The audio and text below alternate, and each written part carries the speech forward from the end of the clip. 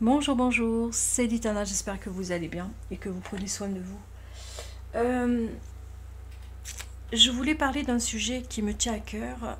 C'est beaucoup de personnes ces temps-ci. Je vois beaucoup de personnes qui sont en échec, que ça soit professionnellement, que ça soit amoureusement, que ça soit tout simplement avoir l'impression que on fait du surplace, qu'on est dans une forme de stagnation, qu'on ne trouve plus sa place, qu'on se dit chaque fois on se lève le matin et tous les jours c'est la même chose. Tous les jours les choses n'évoluent pas, les choses n'avancent pas. Et on perd un petit peu la foi. On perd aussi, comment je vais pouvoir dire ça? On se dit qu'au final on n'arrivera pas à tirer son épingle du jeu. J'aime bien ce mot-là, tirer son épingle du jeu. Pourquoi? Parce que on a tous des rêves. On a tous des rêves au fond de soi. On a tous des rêves où on a envie de croire qu'il y aura des jours, des lendemains bien plus heureux, bien plus beaux. Alors qu'est-ce qu'on fait? On regarde toujours la vie des autres. Mais oui, c'est ce qu'on fait, on regarde la vie des autres. Et on se dit, waouh, qu'est-ce qu'elle est belle la vie d'un tel, qu'est-ce qu'elle est belle la vie de celui-ci, de celui-là, de cette personne. Et on regarde notre propre vie, notre propre chemin et on trouve aucune joie, parfois. Parfois on se dit, mais pourquoi moi? Pourquoi moi? Pourquoi j'avance pas? Pourquoi je suis pas bien? Pourquoi je gagne pas assez?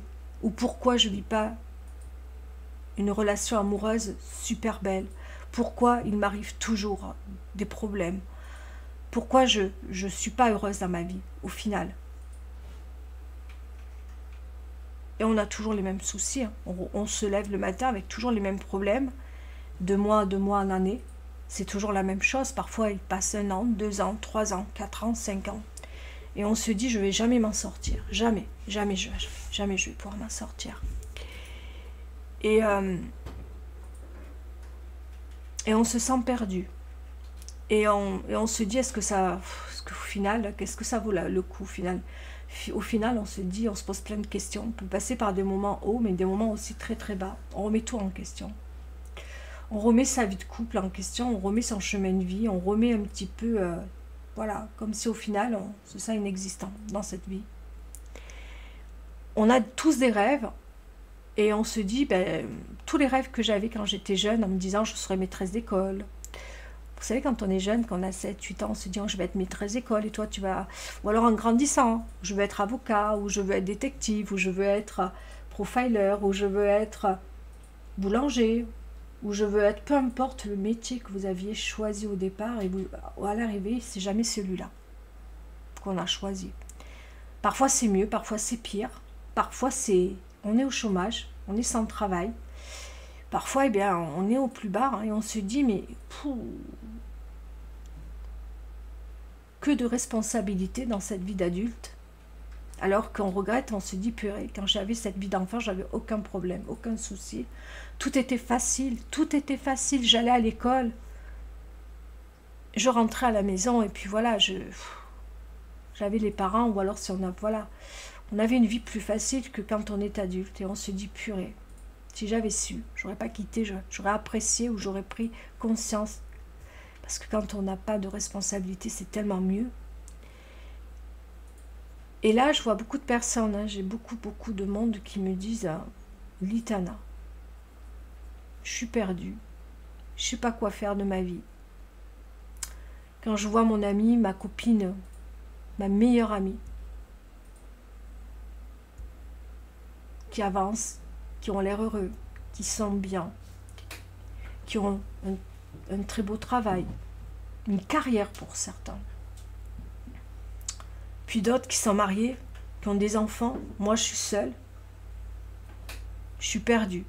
Je perds mon travail. Et puis, on a l'impression qu'on est un petit peu jugé quand on n'a pas de travail. Hein. Je vais partir aussi dans ce fait-là. Moi, je peux vous dire, pour reprendre un petit peu ma petite histoire, je suis passée par plein d'étapes dans ma vie.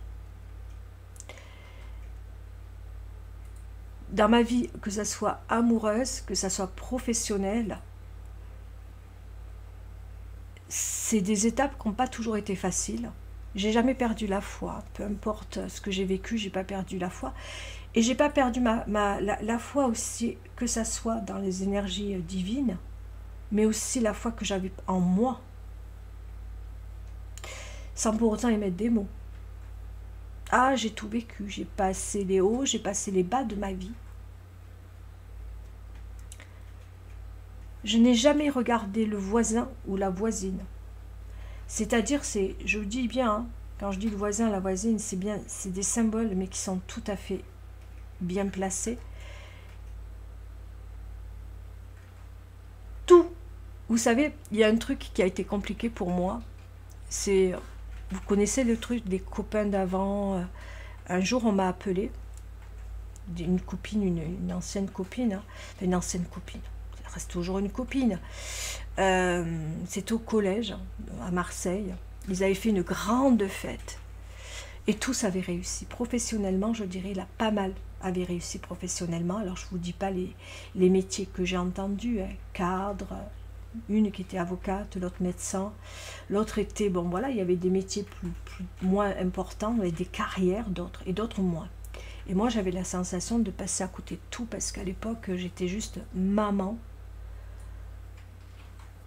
célibataire, sans travail. Vous imaginez un petit peu ce que j'ai ressenti à ce moment-là.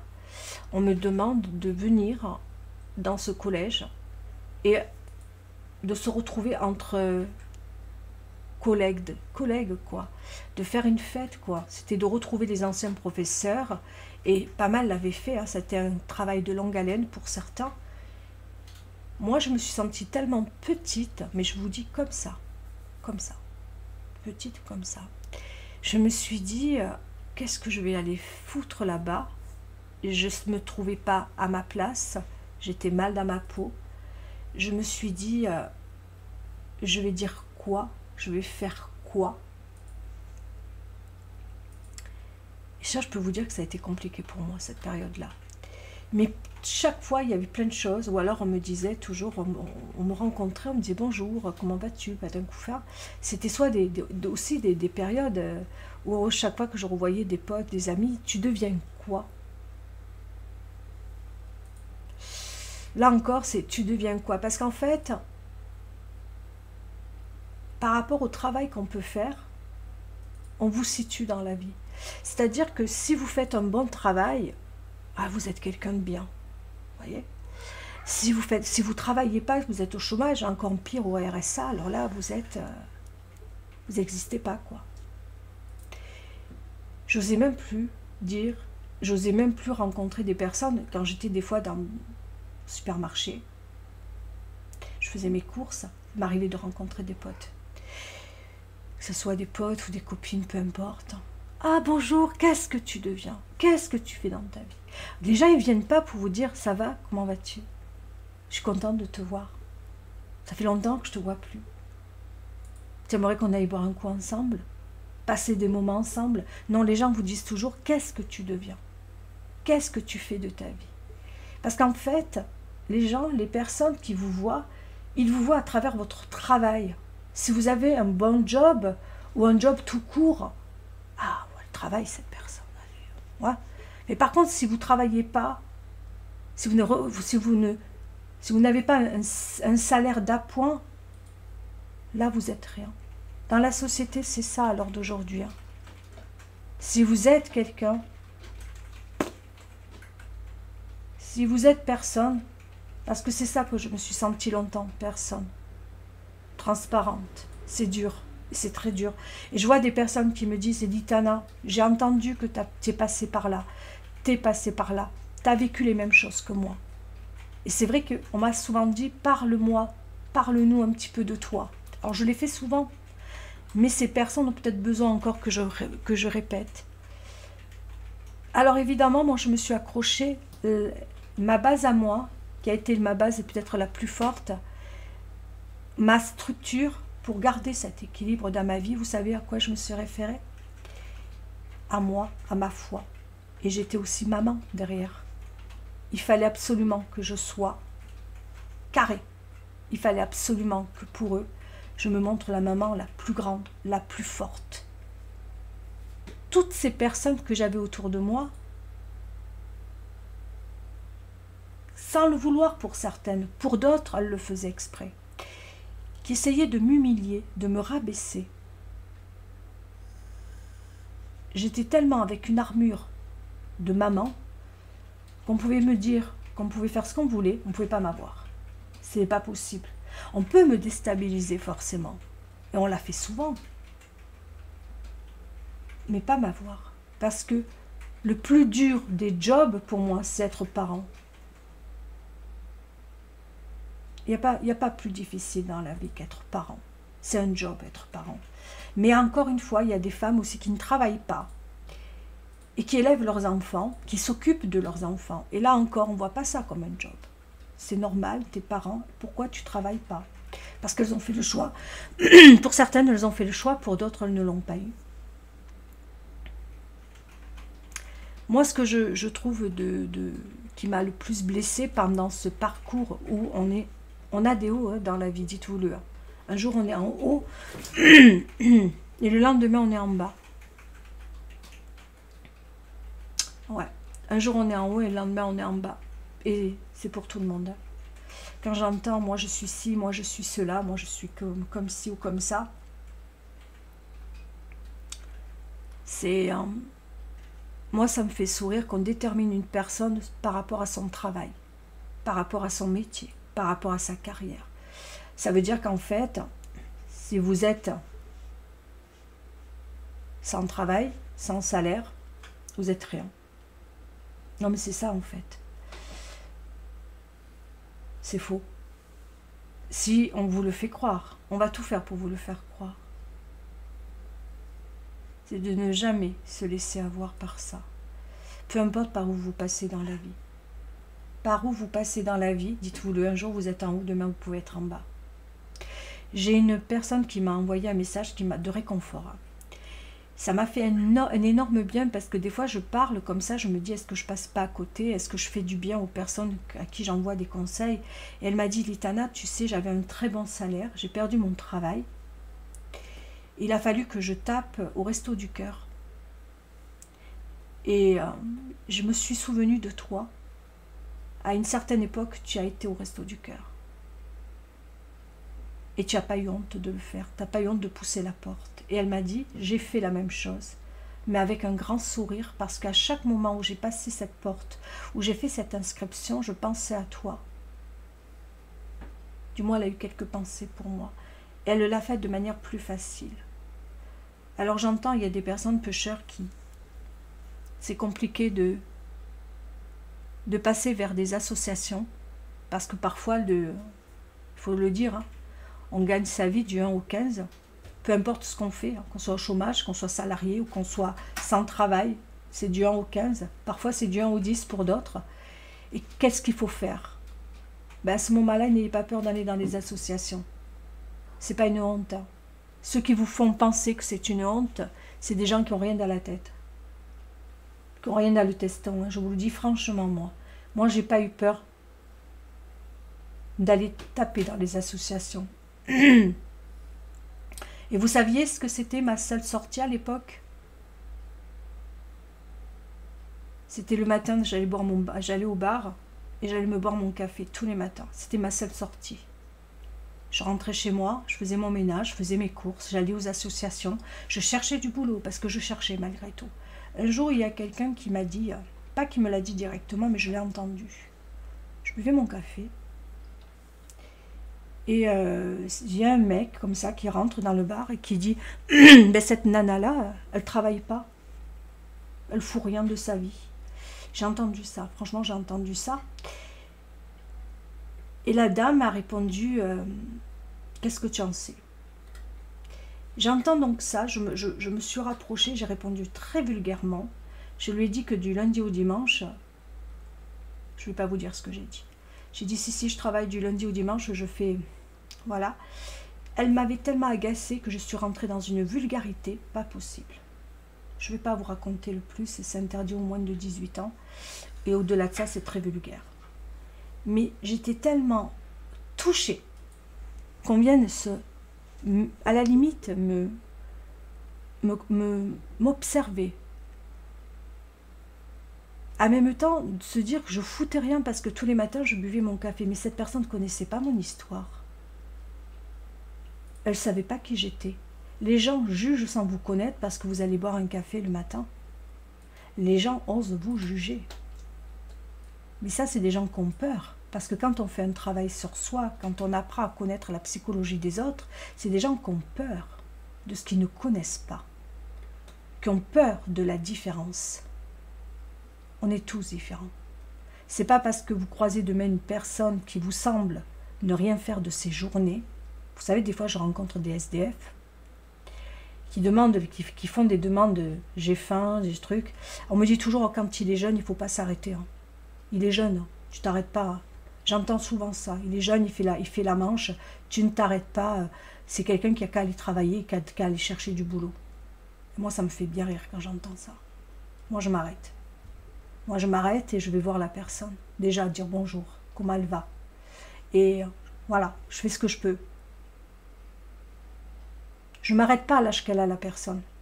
Elle peut tricher, c'est vrai. Elle peut mentir. Elle peut faire ça parce que elle veut des sous. Moi, j'y crois pas.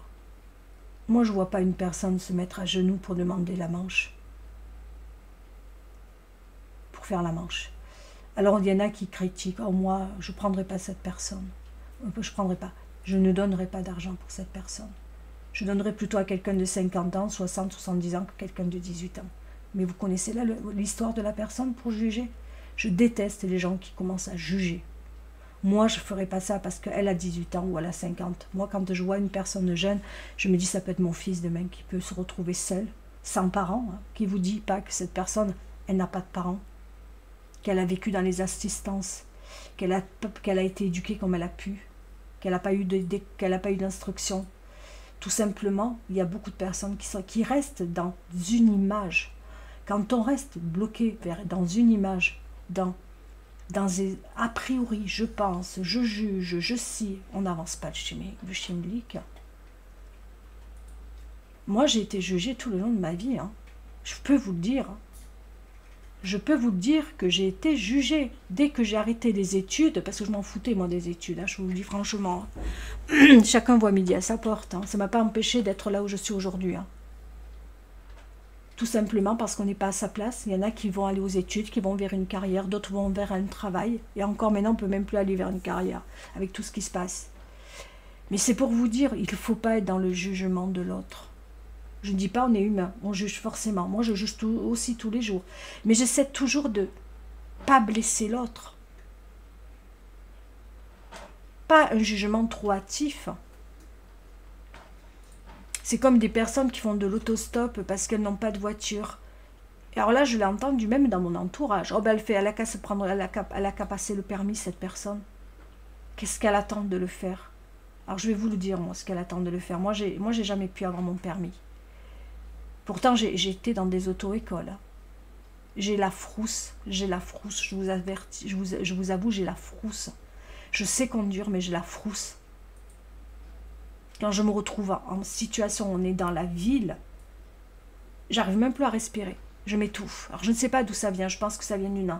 J'ai vu un petit peu mes anciennes vies, et je peux vous dire que ça vient d'une de mes anciennes vies. J'ai pu identifier, mais j'ai la frousse. J'ai la frousse, j'arrive même pas à respirer. Je manque de... Vous savez, c'est pour ça que des fois, peut-être aussi les personnes pas assez spirituelles pour certaines. Trop terre à terre, trop dans le... Oh là là, trop dans le matériel. On ne peut pas avancer quand on est trop comme ça. Mais quand il y a des personnes qui font l'autostop, on en voit sur les chemins des gens qui font l'autostop, et que je vois des personnes, qu'on ne les prenne pas, ça c'est votre droit. Moi, j'aurai la voiture, j'aurai le truc, je ne prendrai pas. Parce que moi, j'ai peur. Moi, je ne vais pas prendre quelqu'un que je ne connais pas, autant il a un truc, un couteau, un truc, on ne sait jamais. C'est vrai que j'ai des peurs, moi aussi. Hein. Je suis une femme. Même des hommes ont peur de prendre parce que voilà. Mais il ne faut pas être non plus dans cette forme de jugement en disant il ne fout rien de sa vie, il a qu'à passer le permis, il a ci, il a là. Peut-être qu'il n'a pas les sous pour passer le permis, il faut se le dire. Hein, peut-être aussi que cette personne a peur d'avoir son permis. Il y en a très peu, mais il y en a. Moi, j'en fais partie. Et j'ai été à 3 auto-écoles différentes. Hein. Je peux pas vous dire qu'il y en a un qui est mieux que l'autre, mais c'est vrai qu'il y a des personnes qui sont beaucoup plus... Qui ont le côté comme ça de bien d'expliquer. Moi, j'ai peur. Moi, je vous cache pas, il y a des choses que je sais pas faire, hein, mais je suis focalisée quand je suis dans la ville, j'arrive pas. J'arrive pas. Autant dans les chemins de campagne, je me régale. L'autoroute, je vais un peu vite, hein, mais vraiment, dans la ville, je respire plus. Je suis complètement perdue dans la ville. Je panique, mais de ouf. C'est pour ça qu'il ne faut pas juger. Là, j'avais envie un petit peu de parler de moi, parce que je vois beaucoup de personnes qui me disent, Elitana, voilà, j'ai tel âge, j'avance pas, j'ai 40 ans, j'ai 30 ans, j'ai 20 ans, je ne sais pas quoi faire de ma vie. Mais moi, il a fallu que j'arrive à 49 ans quand même. Hein. Il n'y a pas d'âge. Peut-être que vous allez arriver avant moi, et tant mieux. Peut-être que vous allez arriver après moi. Dites-vous que si vous regardez toujours dans votre histoire ce que fait l'autre, la réussite de l'autre, le chemin de l'autre, on a tous notre propre chemin. Tous notre propre chemin. J'ai été au plus bas, j'ai été au plus haut, je peux être encore demain encore très très bas. Je ne sais pas de quoi la vie va me réserver. Je ne sais pas le chemin que la vie, où la vie me mène, et c'est ça l'aventure de la vie. On ne sait pas où on va. On ne sait pas où on va. Alors je prends ça comme une aventure. Prenez ça comme une aventure. Ne vous dites pas que parce que vous vivez des moments difficiles, que vous n'allez pas vous en sortir. Que ça soit financièrement. J'ai tout eu. Alors là, je peux vous dire, j'ai tout vécu, hein, financièrement. Que ça soit émotionnellement. Alors là, j'ai fait aussi... je fais toutes les guerres. Hein, que ça soit amoureuse, que ça soit travail. Alors là, dans le travail, je suis tombée chez des personnes, mais complètement à l'ouest de l'Éden. Hein, dans le travail, alors là, je peux vous dire, j'en ai vu des choses dans le travail, comme tout le monde d'ailleurs. Hein. Alors, j'ai tout fait, que ça soit de la réinsertion. J'ai fait pas mal de choses dans ma vie. J'ai fait pas mal de choses. J'ai fait pas mal de choses. Je peux dire que je suis couteau suisse. Je suis un couteau suisse, j'ai tout fait. Ah, pas de problème là-dessus. Parfois, on met du temps pour se révéler. Parfois, il faut des années. Parfois, il y en a qui vont arriver plus vite que d'autres. Parfois, on a l'impression que, voilà, on se dit, mais c'est quand que je vais trouver ma place? C'est quand que je vais m'en sortir? Croyez en vos rêves. Vous savez, des fois, je passais des moments difficiles. Je me disais, mon Dieu, comment je vais faire pour m'en sortir? Comment je vais faire pour... J'avais envie de faire quelque chose de ma vie, de tenter des choses. Tentez-les, hein. Tentez, osez, ayez l'audace. Si vous avez envie de reprendre, je ne sais pas, peu importe, une passion que vous avez laissée il y a bien longtemps, quelque chose que vous aimez, faites-le. Ne vous dites pas que tu vas échouer. Tu vas être à la ramasse. Tu es nul. Ça aussi, on vous le dit. Hein. Attention, hein, surtout quand on n'a pas un bon travail. On le dit souvent, quand on n'a pas un travail, tu es nul. Tu es bon à rien ou mauvais en tout. Hein, on m'a tout sorti. C'est pas grave, regardez-vous. Ne regardez jamais, ça c'est le conseil que je dis, ce que fait le voisin, la voisine, le copain, la copine, les amis. Il y aura mieux, il y aura pire, mais il y aura mieux et il y aura pire, j'insiste. Hein. Il y aura toujours pire que vous et mieux que vous. Quand vous allez prendre conscience que vous êtes votre propre richesse, votre propre force, que personne ne peut vous sortir parfois de situations difficiles, on ne peut que vous aider. Sur ce chemin de vie que vous allez emprunter, que vous êtes en train de vivre, bougez-vous les fesses, bougez-vous les fesses. Vous avez des problèmes, activez les choses. N'ayez pas peur à taper dans les portes. Moi, je suis allée voir les associations quand on est dans des moments difficiles. N'ayez pas peur de taper dans les associations. Les associations, je les connais tous. J'ai tapé à chaque porte. Chaque porte, j'ai tapé aux associations.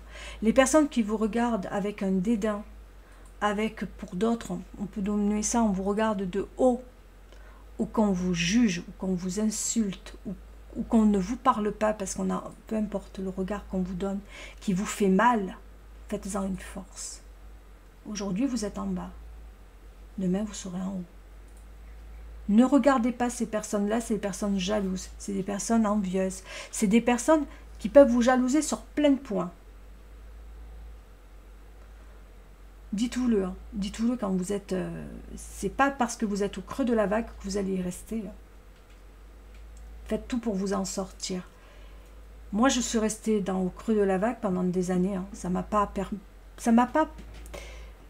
empêché de vivre et d'avancer dans ma vie. J'avais cette foi en moi. La foi aux anges, aux guides, à Dieu, parce que j'ai la foi qui va vers Dieu. Chacun votre foi. Hein. Regardez votre histoire. Mais je n'ai jamais regardé.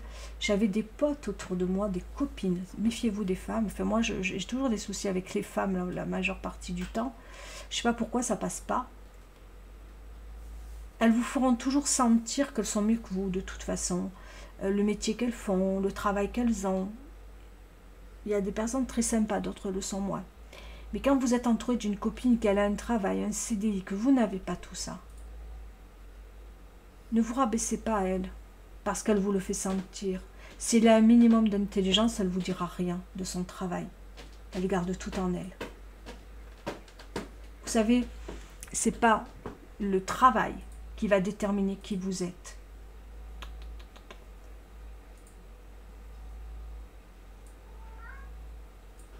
Visez votre chemin de vie, avancez dans la vie. Dites-vous qu'à un moment donné, on a un chemin de vie, on a depuis notre naissance ce chemin de vie. On a tous, on aura peut-être la chance de travailler, peut-être pas. Peut-être que d'autres vont rester pendant un temps en stand-by, ce n'est pas un problème. C'est votre chemin de vie qui est ainsi fait. Par contre, regardez ce que vous allez en faire. C'est là que ça va vous déterminer, vous. Battez-vous. Soyez un guerrier ou une guerrière. C'est là où moi, je regarde les personnes vaillantes. C'est pas le fait non plus que vous allez échouer, tomber, relevez-vous. Ne restez pas à terre. Si vous pleurez, séchez vos larmes. Pleurez 1 jour, 2 jours, 3 jours, et puis vous vous relevez. Allez, je repars au combat. Vous avez des problèmes d'argent? Allez voir une instance sociale. Vous avez des soucis? Faites en sorte qu'on vous aide à faire votre petit truc. Moi, je suis passée par plein de problèmes. Argent, truc, tout. Je ne vous raconte pas les détails, mais je peux vous dire que je me suis retrouvée en bas, en bas, en bas. Mais par contre, ce qui a fait la différence, c'est que je me suis battue. J'ai tapé aux portes, j'ai tapé aux personnes, j'ai tapé là où je devais taper. Mais la seule chose que je voulais, c'est toujours m'en sortir.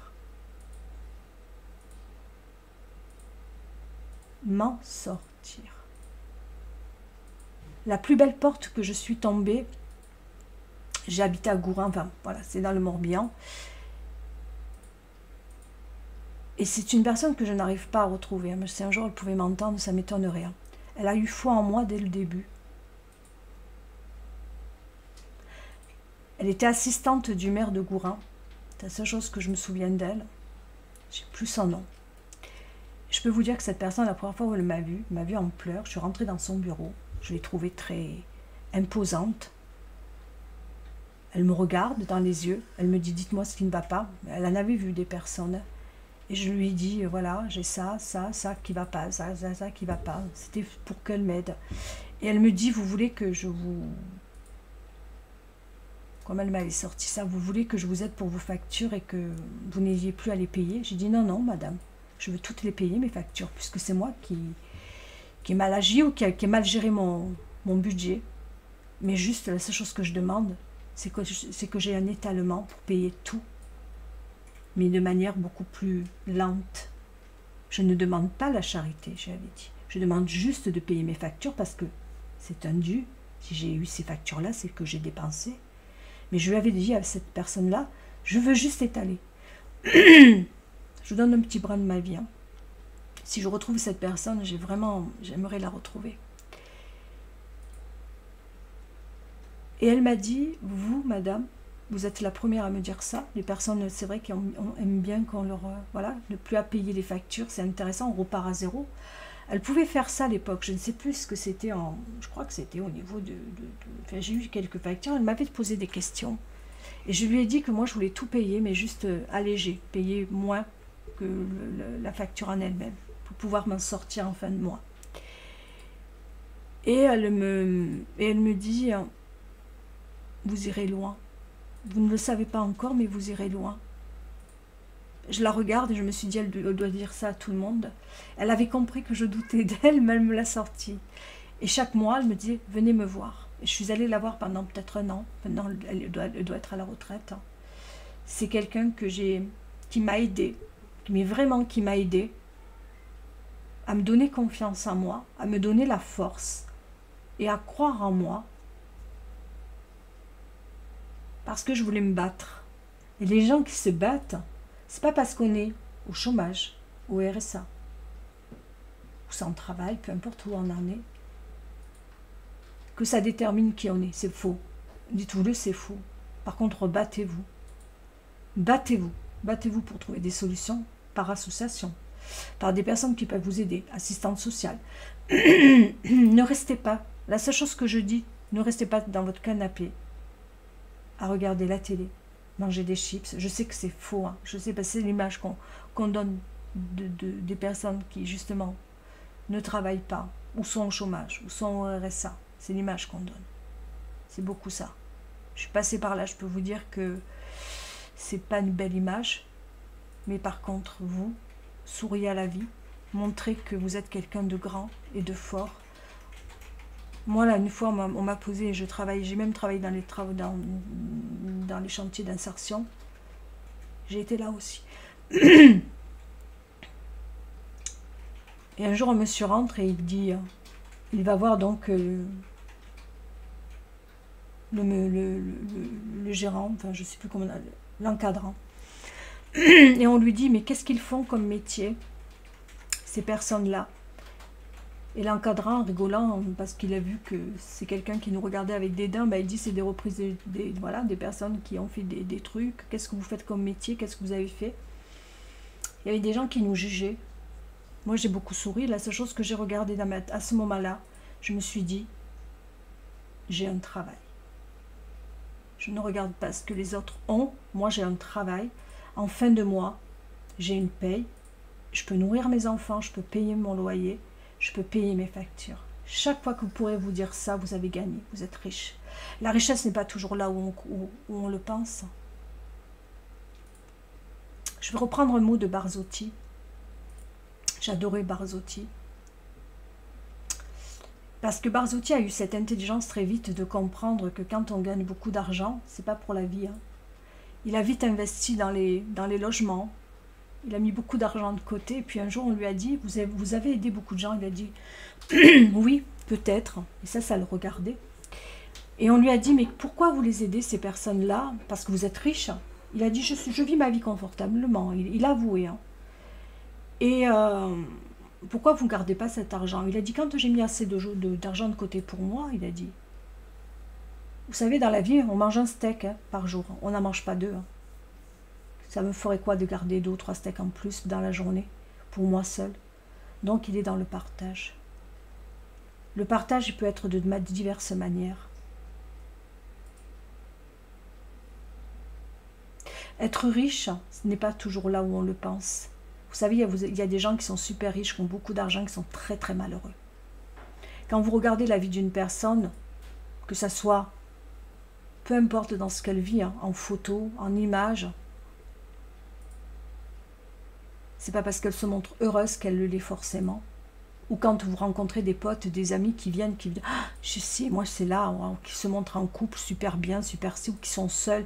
Oh, moi je fais ceci ou je fais cela. N'écoutez pas. Une personne heureuse, une personne bien, elle ne montre rien de sa vie. Vous ne savez pas si elle est bien ou pas. N'allez jamais voir. N'allez jamais, jamais vous comparer. Je vais vous donner ces petits hiboux.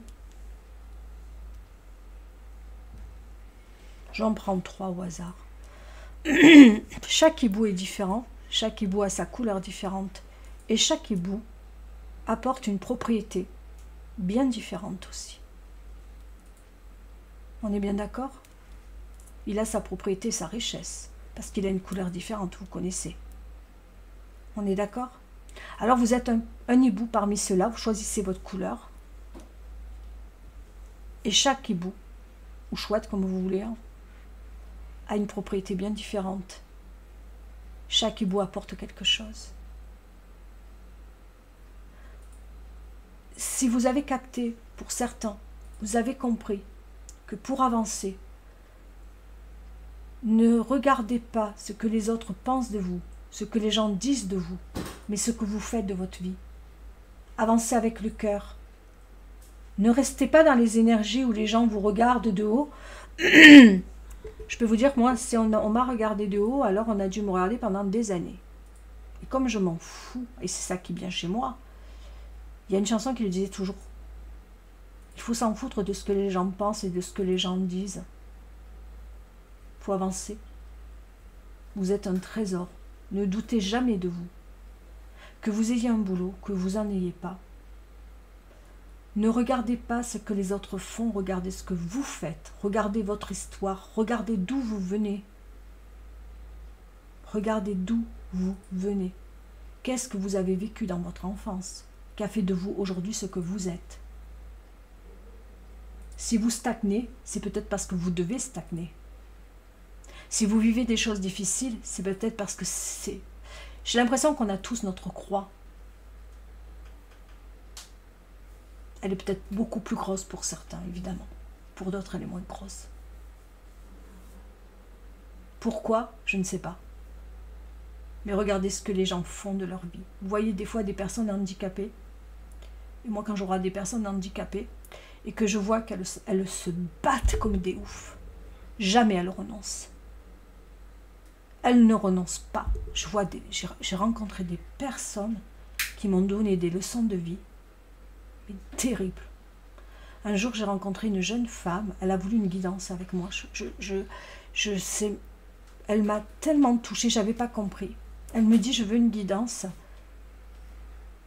Si je peux l'avoir en urgence, et moi je ne comprends pas, voilà, comme il y a des personnes qui veulent des guidances en urgence, et je lui dis, ben, posez-moi vos 3 questions, et puis elle me dit, la seule chose que je veux savoir, c'est est-ce que cette personne m'aime. Elle ne me pose même pas 3. Hein. Bon, je lui fais la guidance, et je lui réponds à travers sa question, et je lui explique derrière, s'il y a engagement, tout ça, je lui explique plein de choses, je parle de certaines choses. Mais elle me dit, tout ça, je le sais. Je vous ai posé une question, c'est parce que je connais très bien la réponse de tout ce qu'il peut y avoir dans le futur, parce que pour moi, le futur est... Comme elle m'avait sorti ça. Est très indécis, et presque terminé. Enfin voilà, voilà. Elle avait une vie courte. Je ne savais plus quoi y dire. Et je peux vous dire, j'ai eu la photo de cette jeune femme, très belle femme, très beau jeune homme. Je n'ai même pas su lui dire les mots, j'avais pas les mots. Je me suis sentie tellement petite avec mes problèmes de merde que j'avais à l'époque. Et moi, j'étais là face à une grande, à une sagesse énorme. Mais il n'y a pas eu que ça. J'ai une belle-mère aussi qui est partie à 40 et quelques années. Un jour, elle m'appelle, tranquillement, et puis elle me dit, voilà, je suis en phase de terminale. Et là, je ne savais plus quoi dire. Elle me dit, j'ai très peu de temps, 47 ans quand même, hein. Et je veux parler avec vous pendant quelques temps. Et elle parlait avec nous, comme elle a parlé à son fils pendant quelques mois. Et puis à un moment donné, elle lui a dit, tu vois, là j'ai du mal à parler. Ah, je suis sur chaise roulante. Ah, le temps arrive que je vais partir, 47 ans. Moi, demain, on me dit que c'est fini. Je crois que je tombe dans les... Je ne sais même pas si j'arriverai à faire ce qu'elle a fait. Elle était heureuse parce qu'elle avait des petits-enfants. Parce qu'elle avait d'autres enfants aussi. Très heureuse. Elle m'a dit, ma vie s'arrête. Voilà, elle s'arrête à 47 ans. Je suis contente, j'ai vécu ma vie. Oh, j'ai dit, mon Dieu. J'ai dit, c'est pas possible. J'ai dit, mais... Oh, j'ai dit, mais...